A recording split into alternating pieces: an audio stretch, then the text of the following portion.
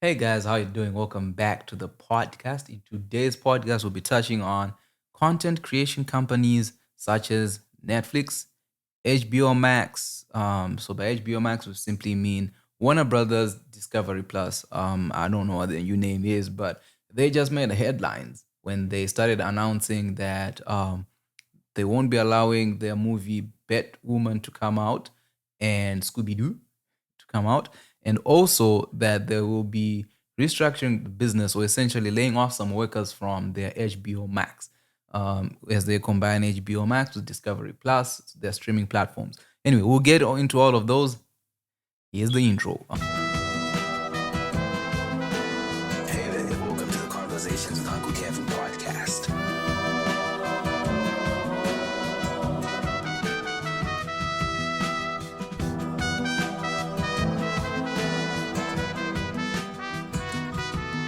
Netflix remains the world's largest streaming service, but the company reported its first quarterly loss in subscribers in more than a decade earlier this year and warned that it expects to lose 2 million global subscribers in second quarter. That would be the single largest quarterly loss in the company's history.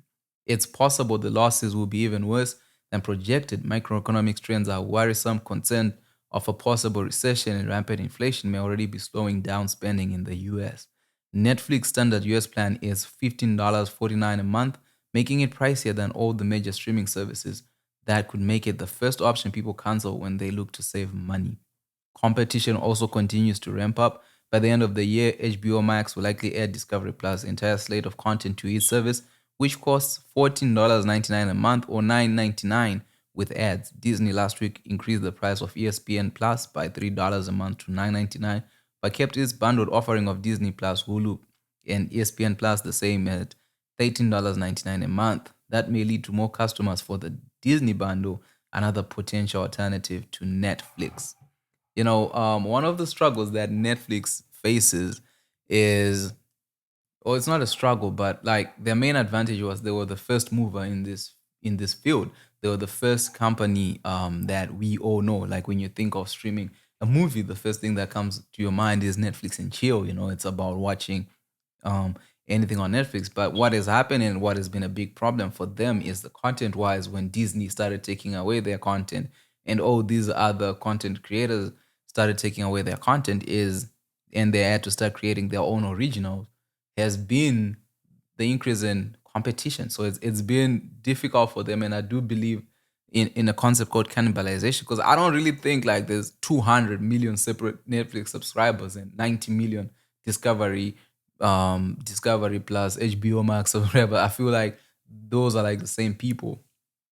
So one of the challenges that I feel that Netflix has run into has been that situation, whereas the room for growth is very limited because of the competition when you're looking at HBO Max, Crave, when you're looking at all these platforms, is you have one person having the Disney bundle, you have one person having Netflix, another person having Prime. So if you have over 10 subscriptions just to watch one show and you only have 24 hours in a day, and for that 24 hours, you're spending almost 4 hours on streaming a movie or something like that, you will soon run into a situation where the growth curve has to turn and just straighten because I don't believe that the market, I do understand that when you're looking at the numbers for companies like Facebook, where they have 1.5 billion users, but then for Facebook, a household is considered different users, whereas with Netflix, so let's say for Facebook, in a family of five, those will be five different users. But for Netflix, only one person is paying, so it'll be one user. You might have all these eyeballs. And I feel like that's why they're making the move to advertising because once they move to advertising, then rather than looking at their accounts as individual households, now you can look at how many people are signed in per account. So now you have five different profiles, which can then become five different users. So that then makes sense why they're now trying to move into advertising rather than just focusing on household income. Because yeah, that is the way forward. Um, Netflix also plans to crack down on password sharing across the globe, a process that could add tens of millions of new subscribers over time. Netflix estimates more than 100 million households globally don't pay for Netflix, with over 30 million of them in the US and Canada. And this is true. I know of friends and friends of people who share their passwords because it makes no sense, having an individual account when you can share. And I think what's happening and the problem that they had from the beginning, which was an advantage of like having no commercials on their platform, has turned around to bite them, especially as they seek to grow. The problem with being a profit organization is, you know, you have a fiduciary duty to your shareholders and they like seeing that money roll in. And the best way to do this is through growth of users. And if you're looking at 100 million households globally that don't pay, you are looking at, oh, we're stuck at 200 million. If we have those 100 million people paying, we will have 300 million. But I do believe this will be a challenge. I don't know how they'll do it because trust me, if I'm in Canada watching Netflix, when I do go to Zimbabwe, I do plan on using my same account to watch some Netflix. You know what I mean? And so how they'll curb this thing is going to be interesting. Another challenge that Netflix has been facing is almost 800,000 UK households canceled their subscription to Netflix or Amazon Prime between April and June, as the cost of living crisis forces streaming fans to cut back on the number of services they pay for to just a few favorites. And this is true. If you've been listening to my content, the first thing that I suggest canceling is Netflix. Because I'm like, yo, this thing is unnecessary. To be honest with you, if you're outside working all the time, what's the point of paying for Netflix? Like, somebody help me understand this. Like, what is it necessary paying for it, or is it something that you have to move forward from eventually? um the number of homes with access to at least one subscription video on demand SVOD service fell from 19.75 million in the first quarter to 19.19 million at the end of the second quarter, a net decrease of 382,000, according to the latest survey by broadcast audience breach Bob. The number of UK homes with access to Prime Video, which is accessible as part of Amazon Prime subscription service, fell by 589,000 on quarter from 13.35 million to 12.76. Sky is now TV dropped from 43,000 homes, taking a subscriber base to 2.7 million households at the end of the second quarter. The numbers we report today show SVOD services anti-immune as households work hard to make ends meet. And we don't ask households why they chose to add or drop subscriptions, although the sharp increase in energy prices in March, April must have been a catalyst for people to review all their monthly outgoings. And this is true, like for platforms such as Netflix, where you do not really necessarily watch Netflix your entire day. You have periods of time where you stop watching the platform and it makes no sense paying it, especially if you're working 2 3 jobs. Why keep paying for a service that you don't use? um However, it's not all doom and gloom for the UK streaming sector. Disney Plus, which continues to show growth globally, added 91,000 homes in the second quarter to take its customer base in the country to 6.262 million homes. And Apple TV Plus, which stunned its much deeper pocketed and more popular rivals by becoming the first streaming service to win a Best Picture, added 43,000 homes to its UK subscriber base. So yeah, looking at what's been happening recently, thanks to the global recession, it's understandable that companies such as Netflix have started seeing decline in their numbers. I'd say that the thing that explains this the most is as your cost of living goes up and you have to cut bills, unnecessary bills have to leave. And unfortunately, Netflix is one of them. And when you look at countries like the UK, where I don't really know much about the UK, but I'm assuming they have cable and you can live without Netflix. So those are the first places that you go into and cut off. And then you move forward from there, and you see the best ways to move forward for yourself. And you find that what Netflix is facing as a challenge is how do you grow? you know um their growth rates to 200 million was amazing, but then the question is, how do you move beyond that? Because when you do have platforms such as Facebook, which has 1.5 billion, Twitter, which is around 200 and something million users, you do understand that the market does exist. The internet market has growth. Global population is around 8 billion, so there is room to grow. These are global firms, so there is room to grow. But the challenge that they have is they do offer a nice to have product. It's not a need. You don't need to watch a video. You can just go read a book. When you need entertainment and you cannot afford it, these are the first places that go. Just like cinema will suffer, especially if we enter into a recession, um, and hopefully not a depression. But like that's just the thing that is going to occur. What I believe that companies such as Netflix should be doing is in the next period, couple of months, it's survival. It's just about putting in surviving mechanisms and tactics.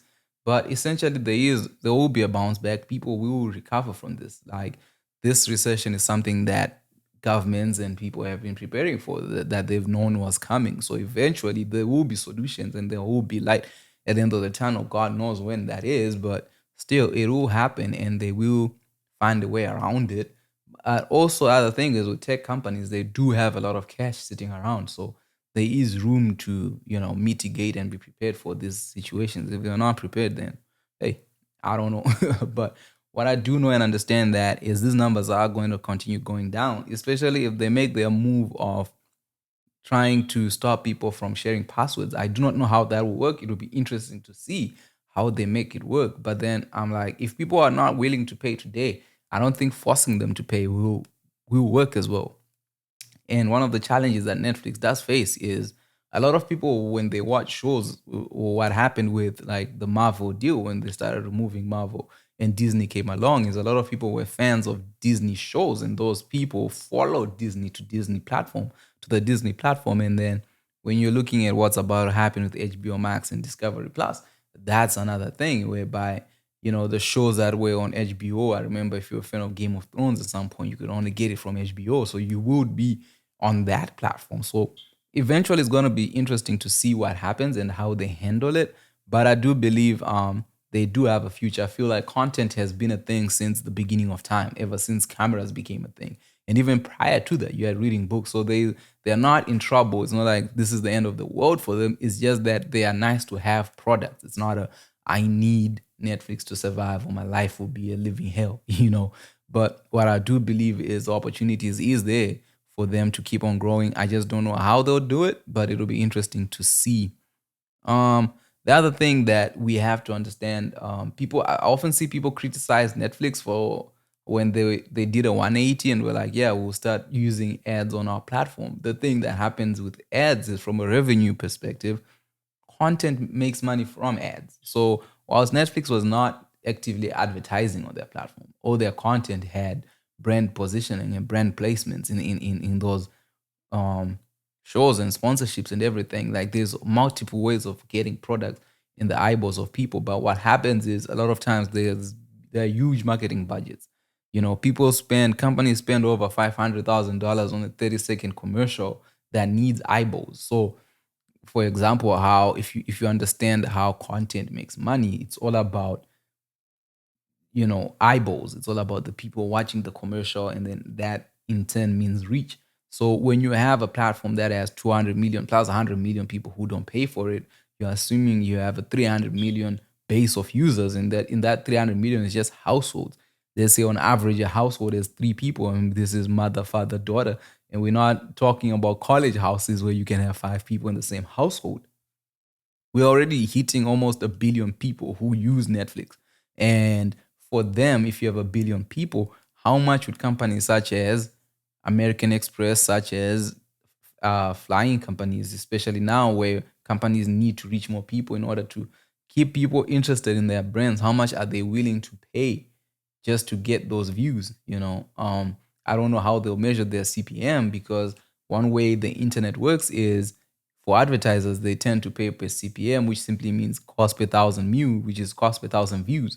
So if you have a billion people, you divide a billion by 1,000 people watching a certain commercial at a certain period of time, and then marketers will pay X amount of dollars, because if we've invested 500,000 into creating a 30-second thing, we would be interested in letting people watch it. You know what I mean? So it's a good way for them to earn revenue, even though their subscriber base might be like, nah, we do not want that. But then the thing is, when it comes to content, you, the subscriber base, are the value. The value is in you, the person watching. It's your data. It's everything about you. It's what's valuable to businesses, because especially to marketers, that's the data they use to be able to sell your product in order to create revenue that keeps the whole machine oiled. Moving on, today the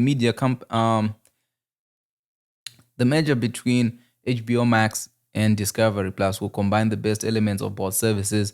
They said he said HBO Max has had performance and customer issues, but offers a rich set of features. Discovery Plus has more limited features but provide a more robust underlying delivery capability. Warner Brothers Discovery said its studio segment notched revenue of more than 2.79 billion, up 3% in pro forma basis. The company's TV network saw revenue rise 1% to 5.74 billion, um, driven by 2%. Okay, driven by driven by a 2% increase in advertising that was bolstered by sports. The company said HBO Max, HBO, and Discovery Plus subscribers combined were 92.1 million, up about 1.7 million from 90.4 million the prior quarter. That's up 22%, 75.8 million on pro forma basis versus a year earlier. But WBD streaming business lost subscribers domestically in Q2, dropping 300,000, falling from 53.3 million in the first quarter to 53 million as of June 30. During the presentation, Zavla repeatedly pointed to the company's DC superhero properties, including Batman, Superman, and Wonder Woman, as central to the company's broader content strategy. To better marshal those properties, Zaslav cited his previously reported goal of putting together a team with a 10-year plan focusing just on DC, similar to the approach Disney has taken with Marvel Studios, is run by Kevin Feige, but he did not announce who would be heading this team. The decision to shelve two nearly completed feature films, including a superhero property with a 90 million budget, stunned the wider industry. On Wednesday, Batgirl directors Adil and Bala released a statement that they were saddened and shocked by the news, and star Leslie Gracie says she was proud of the love, hard work, and intention of our incredible cast and talent crew put into the film. On Tuesday, Variety reported that the main driver for the decision was the shift in company strategy away from creating feature films exclusively to HBO Max, as was the case with Batgirl and Scooby-Doo following the merger of Warner Brothers and Discovery. The idea of expensive films going direct to streaming, we can't find an economic case for it. We can't find an economic value to it. So we're making a strategic shift, as Zaflav said during the Q&A. So the one thing that's going to happen with Warner Brothers, and this has been an interesting thing, is how they've run their DC communities. Like they didn't care, the way Marvel ran the past decade, and it seems they're doing so this year. For me, they lost me after Endgame, but they do have a younger audience to cater to who probably will be spending more money than I would on them. But it's interesting. It was interesting to see how DC felt to keep up, especially in terms of movies. I felt like when Christopher Nolan did the Batman trilogy, they had a great alley-oop and somewhere to build from, but that didn't happen. But what's been happening with HBO Max, and this is something where it becomes interesting as we were speaking about Netflix, is they're starting to realize there is no case. From a financial perspective, it's very hard to make a case of putting a movie, of investing a movie, for example, 90 million into Batgirl and having it launch straight on streaming, because the thing with streaming is once you charge somebody $9 or whatever, $16 for the month, that's it. And your revenue earning capacity is very low. Whereas compared to putting a movie in a show, in a cinema, what happens with cinemas is if a person pays, let's say, uh, $27 to go watch a movie, if they want to watch it again, they have to pay another $27, especially if they want to watch it with a friend. Whereas compared to having it straight to streaming, it's $27 on the streaming platform. It's the $16 that the person has paid for the month. They watch it. If they want to watch it again, they've already paid the same amount of money, so you do not make money. So from a financial perspective, the streaming service does leave a lot of question. It's like, is it worth it? And one of the things that we have to understand as audiences is that content creation is a cash burning business. Creating videos, creating content is highly expensive. It takes a lot of money. If you're on YouTube and you've listened to Mr. Beast speak, he always talks about how much money he spends on his videos, where he's like, I spend almost $4 million a month on YouTube videos. Now think about making movies. I remember for Avengers, I think they invested almost $300 million into that. So the thing is with creating content is it's a highly expensive thing to run. For example, in making such a podcast that we are listening to right now, it costs me a lot of money because at this point in time, when you think about, you would need a videographer. So a videographer will charge you X amount of dollars. You need a producer. You need an editor. You need somebody who handles audio. You need somebody that handles lights. And the cost of production alone, just for a simple podcast, if professionally done, you are looking at something around $10,000 just for the production of a one person podcast because of the crew that you need behind. However, for us YouTubers, we are one man bands playing different roles. What then happens for shows such as for big companies like Warner Brothers is instead of having one person do it all, they have to pay different people. And that costs a lot of money. And for that money not to be recovered, that's a shame. And that's a fuss. They cannot just make the way that we are able to make these videos and then post them on YouTube and hope one day to earn revenue from them.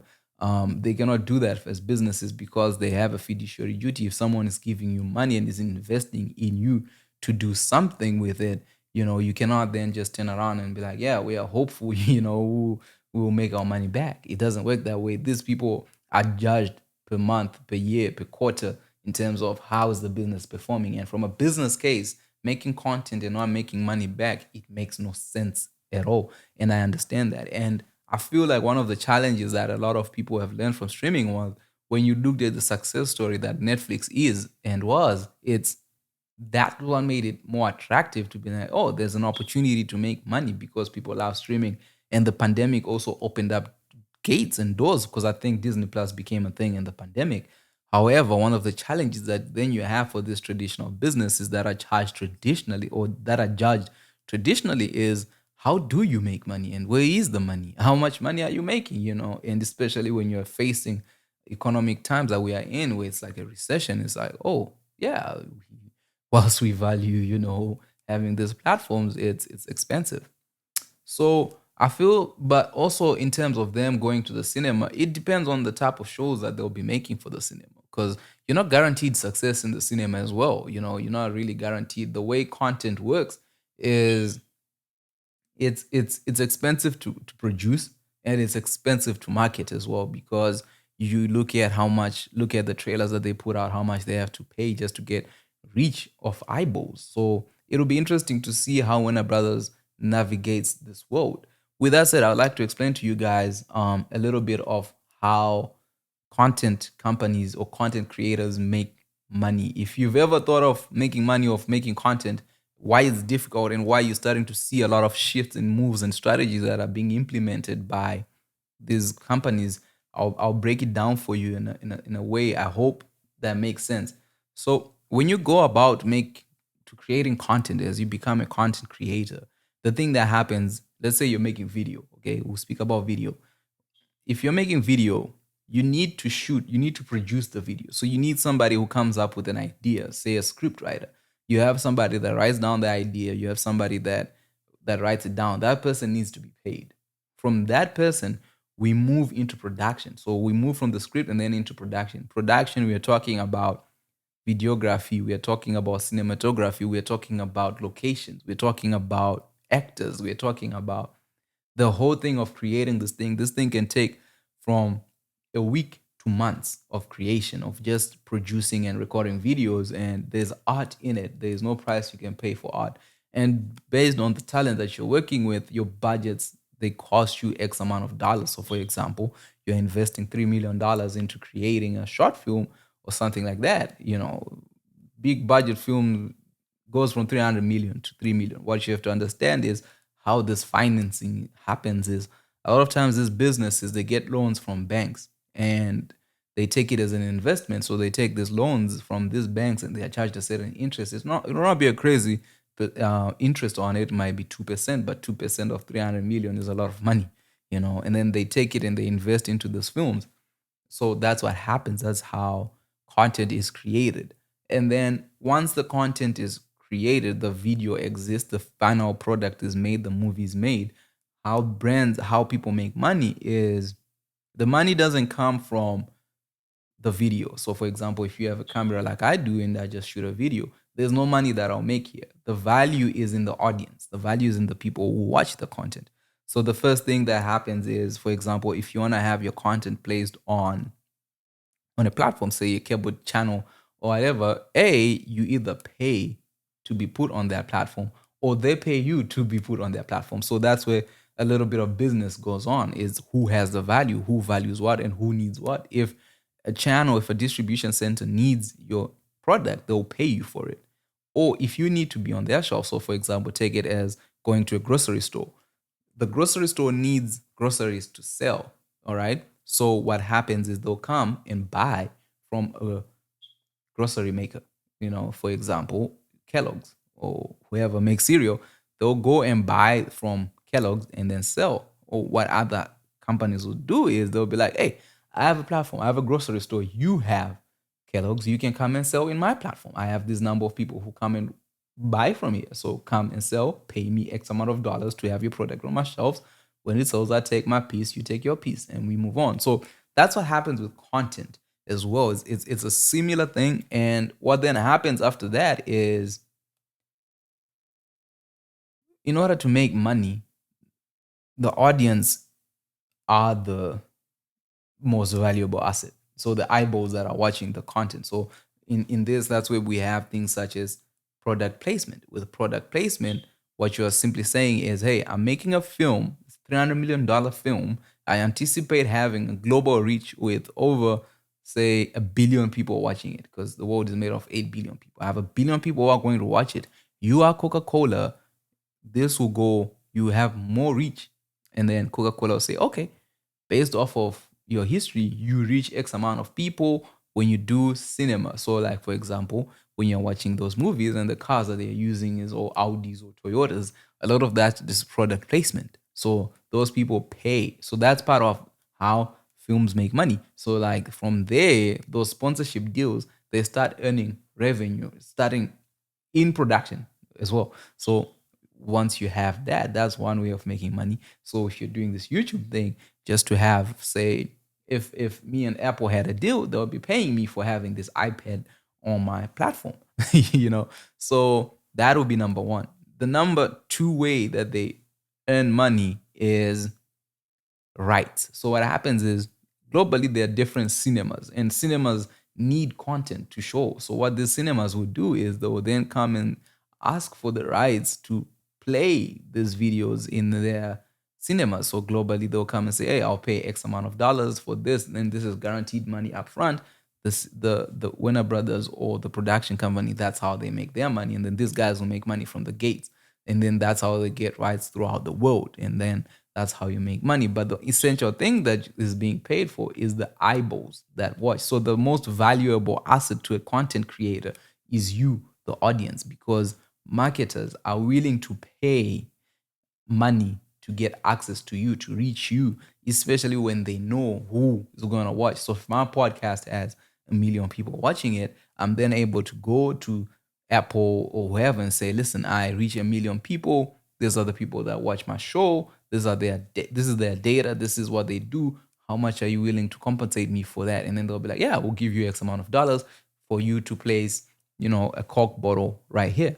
And then that's how content creators make money. So when you look at companies such as Netflix, how these people have been making money is they build this platform that has content on it that people come and watch.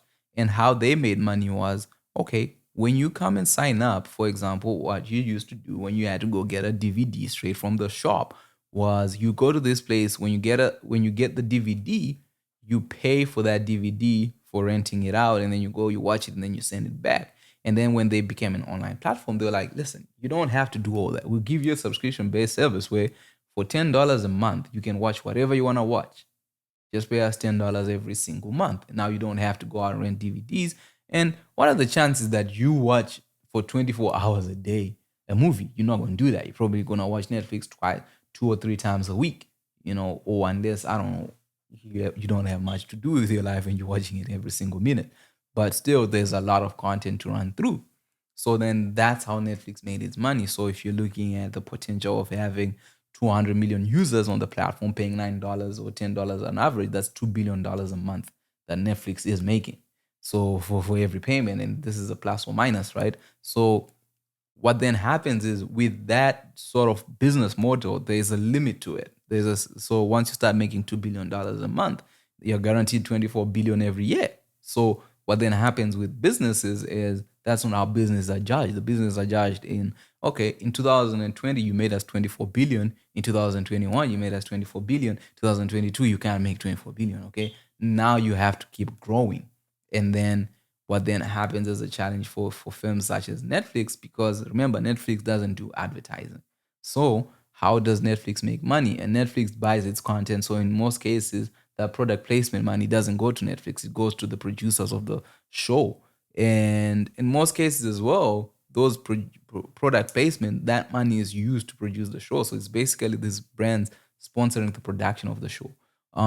What then happens for films such as Netflix, how they stop making money is without advertising. Because advertising, the good thing about advertising or the bad thing about advertising is advertising is paid by this thing called CPM in digital marketing, which simply means um, CPM means cost per view, which just means cost per thousand views. So if you have 200 million people on your platform, you say 200 million divided by 1,000, whatever that number is the cost of those views.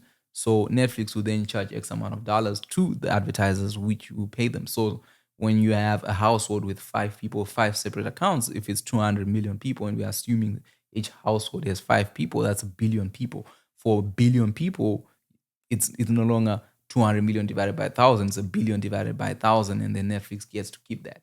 So this is another way of making income. So, but however, income is only driven by the eyeballs watching these platforms. So the value for content creators, be it Netflix or myself, is you, the individuals watching the content. The more people you reach, the more reach you have, the more you can make money. Because, and it's not really the money you can make, it's the more people you reach, right? The more marketers want to reach them. So you have to then go look for somebody who's willing to pay you to reach those same people.